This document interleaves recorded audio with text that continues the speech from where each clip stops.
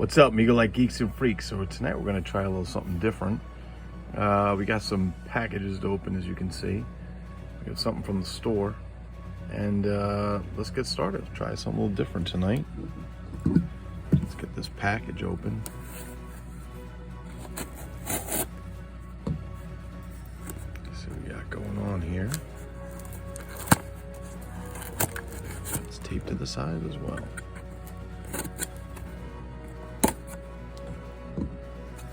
What have we here? It's plastic bags by all means. Nope, something inside the plastic bag. Let's see what we have in here, shall we? It feels like plastic.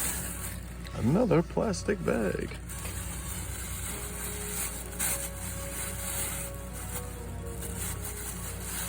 Well, let's see what it is. And I think I can see what that is. Oh yes, another treasure. Ladies and gentlemen, we have a Tomlin Zore figure. It needs a little bit of cleanup. I don't mind the figures look like they've been played with, but sometimes they got a little bit of dirt and stuff on them. It's better to get them all cleaned up there a little bit. You could take a look. Very, very cheap quality on the Tomlins if you've never seen them before. I'm sure you have. I mean, the nice thing is they did put a metal rivet into the ankle in here, but the knees are never seen one. No, these are actually riveted too. Okay, could have sworn some of them had plastic, maybe, but this is actually these figures were all kind of rip-offs of the Star Wars craze when it came out, and you can tell his hand has kind of these 3 suction cup things. He's got these kind of devil horns, and if you know anything about Tomlin figures, they were marketed as cantina creatures during the Star Wars craze. The catalogs that were available mail order at the time.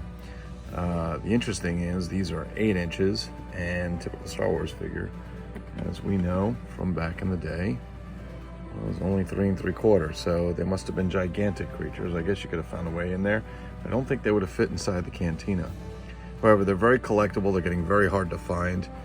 This kind of elastic, tight pants. Most of them have a different outfit. This one comes with this red top. He's got some really cool bug eyes there. He's got some good, he's kind of a bug face, if you will, or a bit of a devil face too. And if you know these figures well, you'll know to look on the back to identify. It's gonna be a little hard to see with this, but if you take a look, you can't quite see the whole thing in there, but the logo on his back is the Tomlin bunny. Tomlin was owned by Convex back in the day. Convex made a lot of toys for Disney and so on. Plastic, obviously, and a lot of fun. All right, so let's get him situated over here somewhere. I don't know if he's gonna stay up. We'll see if he stays up over there. Are you standing? He's standing. All right, let's go on to the next. The next thing, I just happened to find this in Walmart the other night when I was passing through, and you guys have probably seen a lot of the Jada Toys. Go to Walmart, they're typically metal. They make cars, they make superheroes. Bring this a little forward. They make all kinds of neat stuff. And this happens to be the Frankenstein in 1957 Chevy Suburban. It's got the nice Frankenstein on the back. It's kind of a hot rod. Has his great Boris Karloff likeness on the front. It is a universal monster. It has been licensed. The cartoon here, yeah, it's pretty cool. It's not too bad. Die-cast figure, of course. And if you take a look, that's a pretty good Frankenstein. Not bad, not bad. Pretty good kind of Karloff likeness there. But in the back, if you take a look, if we can get that in there without all the glare, you'll see there's a Frankenstein card in the back. Let me see if I can get you guys there we go. Nice better view of the Frankenstein card in the back. Take a little spin around here. Universal Monsters. This was about $23, a little bit less. But you could take a nice look at what goes on here. So Frankenstein and Chevy Suburban. You notice they try to make it look like it's metal rivets, and so it gives it a little bit that, you know, cool car thing going on, that metal. It comes with a card and so on. And I guess you can find these guys at Jada Toys. I haven't looked yet to see if they did any other monsters. This is actually the first monster vehicle I have seen. It is officially licensed by Universal, which makes it really cool. They got their, we're here to help number. One day we'll have to call and see what they say. But yeah, it's a cool figure. Hopefully they're gonna make Creature from the Black Lagoon and Dracula and so on. And one of the things I'll take you guys over to, do I have them out? I don't have them out anymore. I'll have to get them out. I'll do another video on them. Is Johnny Lightning did a bunch of monster cars. They took all their Hot Wheels, Matchbox sized cars, and they basically went in and just adorned them with monster type in 2 series, by the way, monster ads and decorations and so on. And the first series was just basically a card on a really neat type peg card, and the second one was a car on a peg card. The second one was actually a car. The color of the car was different, but they actually put a car cover on it that was also themed, if I remember correctly. So that's pretty cool. All right, let's get that out of the way before I go to the next. And you may say, why is it that we have all of these black hole figures? Well, he seems to sort of fit in since he's from space, but he's a little small. Well, I think if we open this box, what we're gonna see is probably the last of what needs to be complete on the set. So this gentleman's box over here is a little bit crappy. The rest of them are pretty good. I was able to pick up this one over here, but let's get this open so you guys can take a look and see. I believe this may be the last one. Now, these figures, as most of you know, were made back in 1979, I believe. 1979, by the Mego Corps, the original Mego Corps, not the new Mego Corps that's running around. It's an original Mego Corps, and there we have it. This is the last of the set. Now, this is Dr. Heinz Reinhardt. Now, from Walt Disney Productions, The Black Hole, 12.5-inch action figure, fully articulated, completely posable, super realistic features. Now, I was talking to some of the guys about these, and Rich Hurley and I, or you probably know him better as Dr. Durant, from Dr. Durant's Sanctum on YouTube. We were talking about this, some of the guys, how these larger Megos, they never seem to be too broken. They're either completely destroyed or they're in relatively good shape. And I don't think they sold a lot of these black hole figures. I think it's a lot of old store stock, to be honest with you. One of them over here that I have, actually, you can see there's a big sticker on it. Probably somebody put a clearance sticker on it or something. And they probably just sat around. Now, these figures all have the problem with the graying of the faces, and I'll show you some of the other ones. This was, from what I understand, had to do with the plastics that were being used at the time, and I was going to say, and these plastics eventually just turned gray and weren't so great for these figures, if you will. It also happens from the 8-inch scale, but a lot of these bigger ones, I think they're later production figures when Mego was trying to get to the tail end of its business, if you will. And there's Hans Reinhardt. So we're gonna move him over here so he can join the crew. Sorry, Zore, you're gonna have to take a back seat for a moment. And before we go, let's play that theme song from The Black Hole. That's correct. All right, so we'll take a little look around here. See what we got going on. And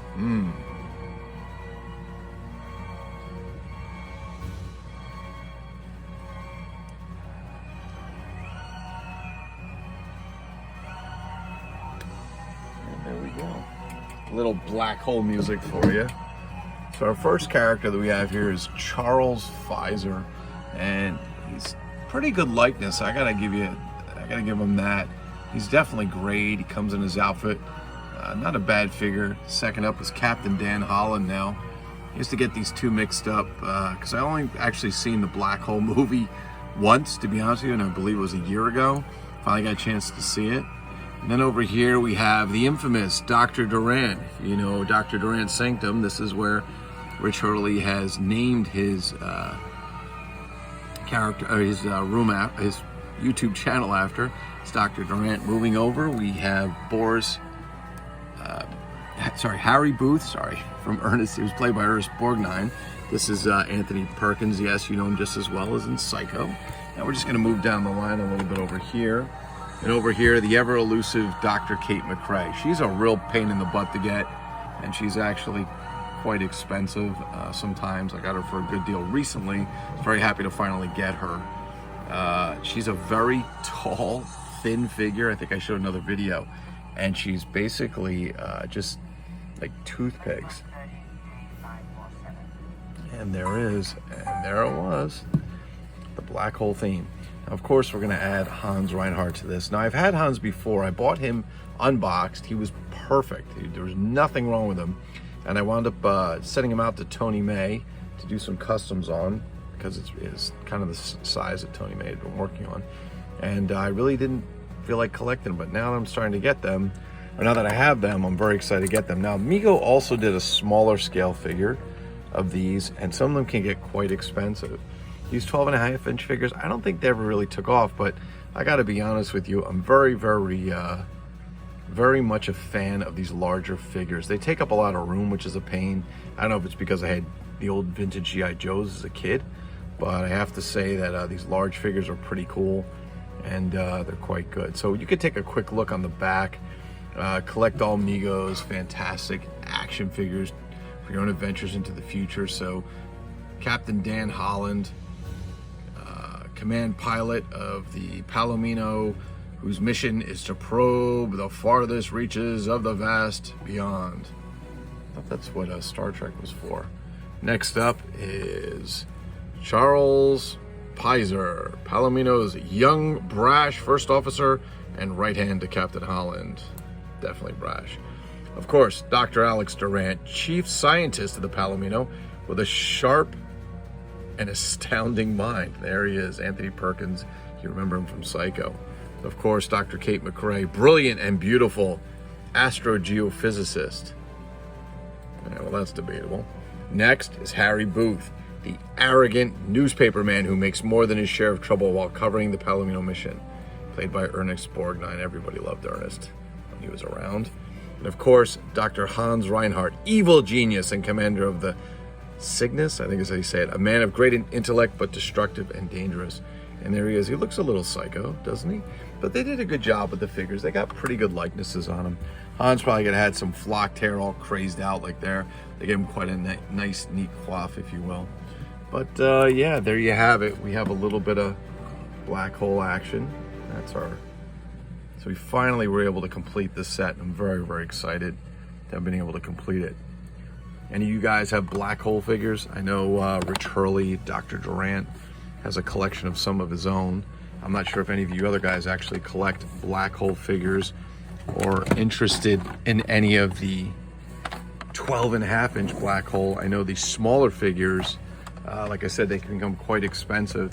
In addition to that, they're available in Europe, and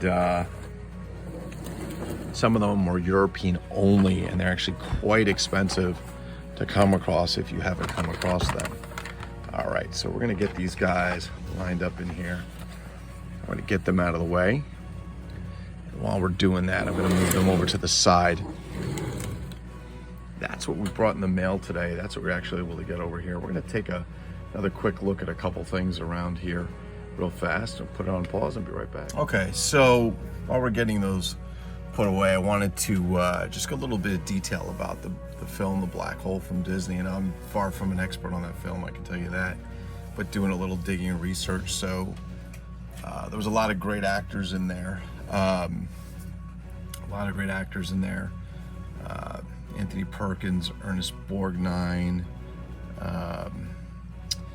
Maximilian Schell, I think his name is Schell, Maximilian Schell, and a few others. But some of the stuff that actually came up when I was doing some research on it is I did not realize that some of the robots were actually the voices of some of the robots were done by Roddy McDowall, and there's another one on here I saw, Slim Pickens, and neither one of them got credit for doing it. I don't think today you can even get coffee in a movie and not get credit. Everybody has to get credit. So that was pretty interesting. I thought that was kind of cool to find out that Roddy McDowall and Slim Pickens actually did some of the robot voices, which was pretty cool. Now the movie was in '79. I remember going to Disney World that year and seeing black hole signs all over the place. But I think since that movie kind of tanked, it was either, it didn't get great reviews, and of course Star Wars had come out not too far before that, and they were on the way to making The Empire Strikes Back.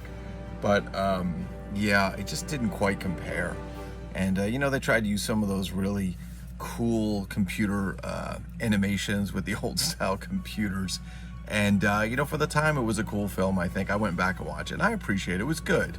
It was a good film for what it was worth. I mean, it wasn't a great film, and I wouldn't expect money to be crawling over anybody to go see it. But it was cool and something good to watch. It was entertaining. Remember, it's just a movie. I also read that it was actually the first film that Disney did that actually got a PG rating instead of a G rating. And at the time, it was one of the most expensive films they ever did. I think it was like 20, I think I have it here somewhere, 20, gosh, it was like $20 million. It was $20 million, is that right? Yeah, so it was a PG rating. It was like 20-some million dollars to make the movie. They had like $5 or $6 million in advertising, and they grossed like 35. So it didn't make a whole lot. But again, I think for science fiction fans and stuff, it was something really cool to go see. You know, again, I've only watched it once. I thought it was pretty cool. It was definitely different for Disney. It was probably a bit of a risk for them to take. But the fact that Mego even went on to make action figures for it was interesting to me, because I think, you know, not only these 12.5 inch, but the small figures that were made, the smaller ones, I think it's interesting that, like I said, at that point, remember, according to the father of the modern action figure, Marty himself, which I agree with that title, but maybe the 8-inch action figure, we'll say, is that, you know, they missed the Star Wars boat, and they tried to get on everything after that. Star Trek, Buck Rogers, a black hole, anything they could to get on that, I think, and that science fiction, Star Wars type theme, and this was just another attempt, and I don't think it just didn't go so well. They couldn't have sold that many because there's tons of old store stock that's just floating around, box versions and so on.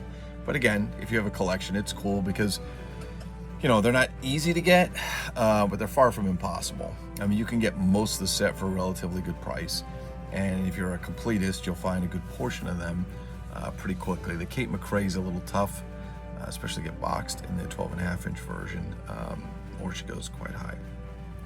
So that's that. So yeah, so that's it for the black hole session here, if you will, and what's in the mail.